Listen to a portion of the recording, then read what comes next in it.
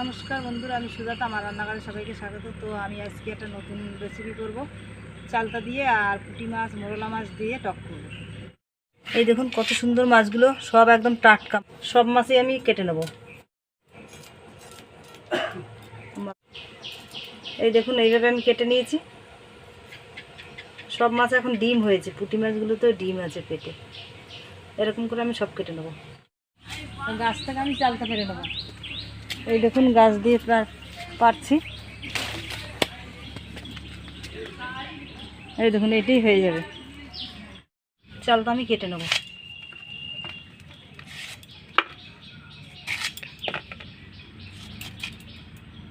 এটাকে আমি ফেলে দিচ্ছি।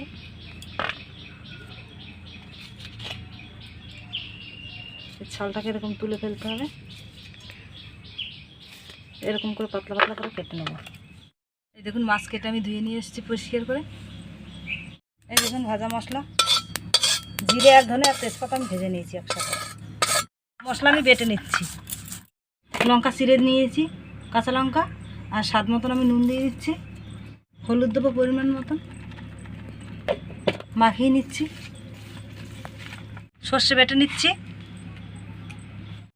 তেল দিচ্ছি, কড়াই গরম হয়ে গেছে।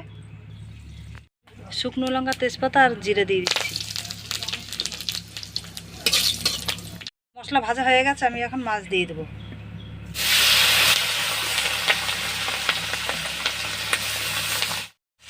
মাছ আমি এইভাবে উল্টিয়ে দিচ্ছি। দেখুন কি সুন্দর হয়েছে। সর্ষে বাটা আমি মশলার জলে আমি গুলিয়ে নিয়েছি। দেখুন এখন আমি উপর দিয়ে দিচ্ছি।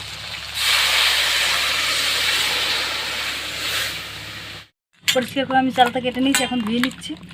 এখন দিয়ে দেবো মাছের উপর দিয়ে, আমি চালটা দিয়ে দেবো। এই দেখুন এতটা জল দিয়েছি। এই দেখুন চালটা খুব সুন্দর গলে গেছে, একদম কচি চালটা তো একদম গলে গেছে। উপর দিয়ে একটু সর্ষের তেল দিয়ে দেবো।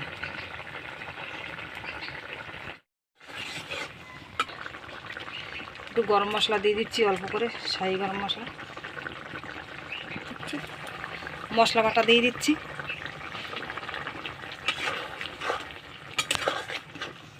এখন আমি নামিয়ে দেবো নাড়াচাড়া দিয়ে।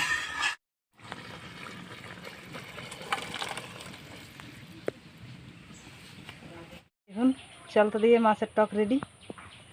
আর কত সুন্দর হয়েছে দেখুন, আর খেতেও খুব ভালো লাগবে। আর এই কচি চালটা তো, কচি চালটা দিয়েও ভাত খাওয়া যাবে। এত সুন্দর হয়েছে দেখুন। আর রেসিপিটা দেখে যদি ভালো লাগে, লাইক, কমেন্ট, শেয়ার, সাবস্ক্রাইব অবশ্যই করে দিন।